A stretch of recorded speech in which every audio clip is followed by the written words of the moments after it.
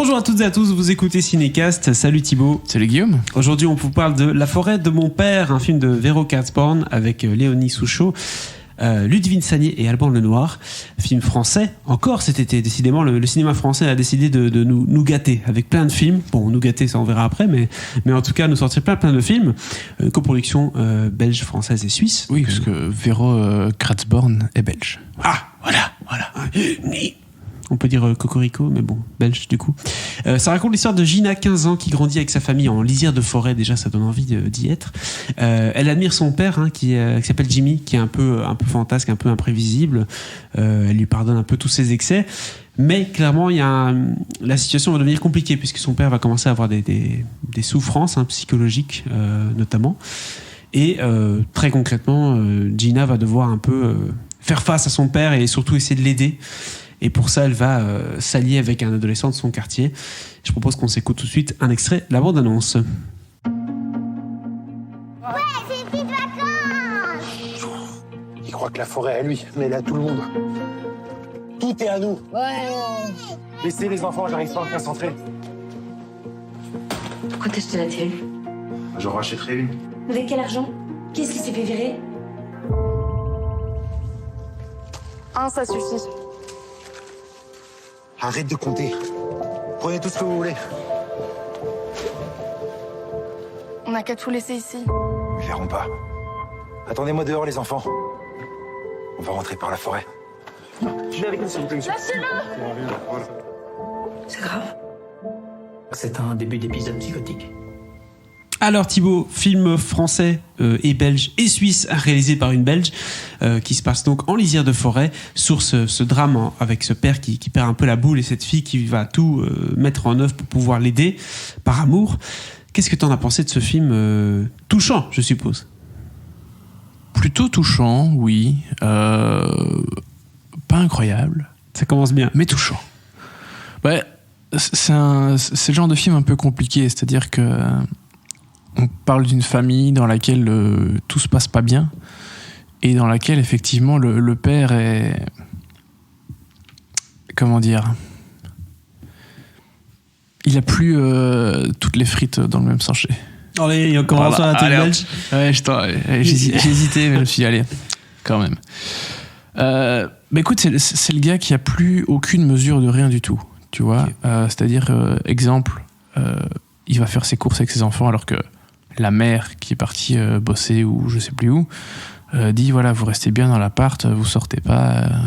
Et quand la mère dit même à sa fille surveille ton père, c'est que tu sais que il faut le surveiller. Tout va pas bien. Bref, ils vont faire des courses et la famille a des soucis financiers parce que le père s'est fait virer de son boulot et le père dit à ses enfants vous prenez ce que vous voulez. Hop, on se fait un caddie à 150 balles, puis tu ouvres le portefeuille et tu vois que tu en as 30.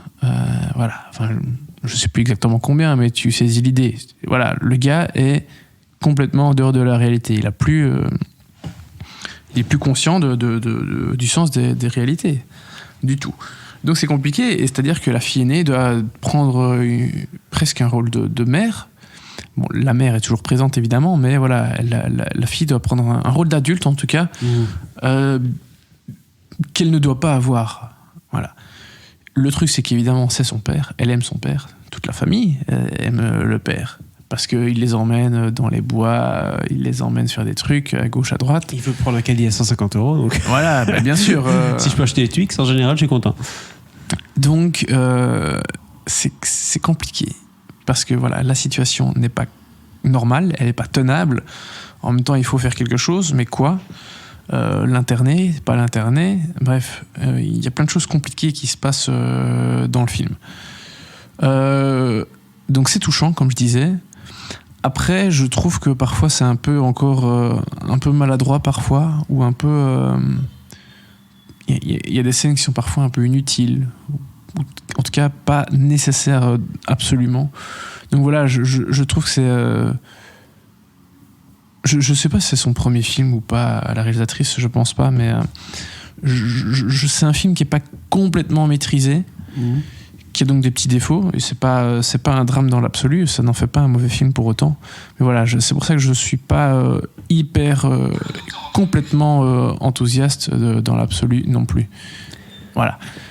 Après, je trouve que la jeune fille, Léonie Souchot, elle est assez incroyable, parce qu'elle tient tout le film aussi à nouveau sur ses épaules ou presque, parce que voilà, les parents sont là, mais c'est elle qui est au centre de la famille en fait, et qui va faire en sorte qui va essayer de régler les soucis de ses parents. Donc elle est géniale. Ludivine Sagnier, très très bien aussi. Et Alban Lenoir, c'est bien parce qu'on en parlait il y a pas longtemps, parce qu'il était dans Balles perdues sur Netflix. Et ici on le voit dans un rôle complètement différent que le genre de rôle de petite frappe mec. C'est clair. Voilà.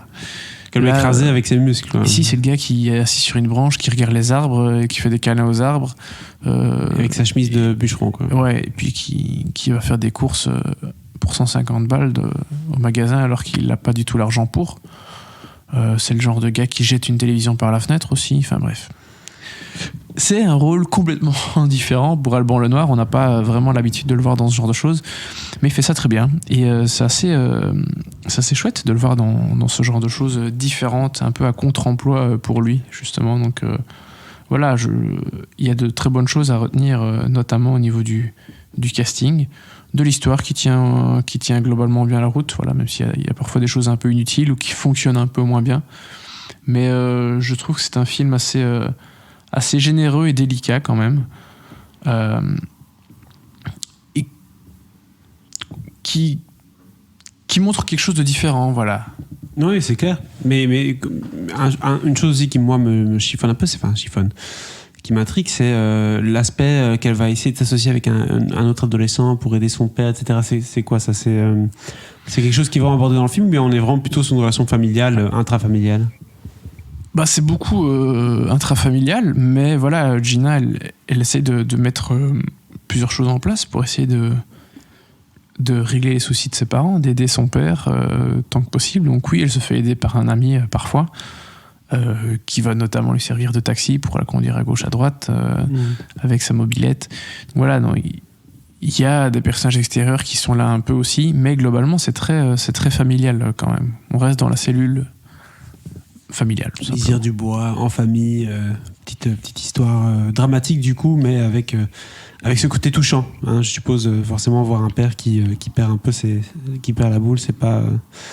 Non, parce que pas facile. C'est pas évident, parce que le personnage est quelqu'un d'assez enjoué, de très généreux, tu vois, il dégage quelque chose. Et je m'attendais pas spécialement à ça de la part d'Alban Lenoir, parce que voilà, comme on vient de le dire, il joue plutôt d'autres types de personnages que celui-ci, mais non, du coup ça fonctionne très bien de par les caractéristiques du père. Donc oui, touchant, ça c'est sûr. Ok, qu'est-ce qu'il donne comme note du coup à La Forêt de mon père? Un joli 2 étoiles. Un joli 2 étoiles du coup pour La Forêt de mon père. Premier film de Vero Katzborn qu'on vous conseille du coup au cinéma. Déjà dans les cinémas français. Déjà dans les cinémas français et en Belgique du coup. Ce 15 juillet. Voilà, tout à fait. Merci Guillaume. Merci Thibaut.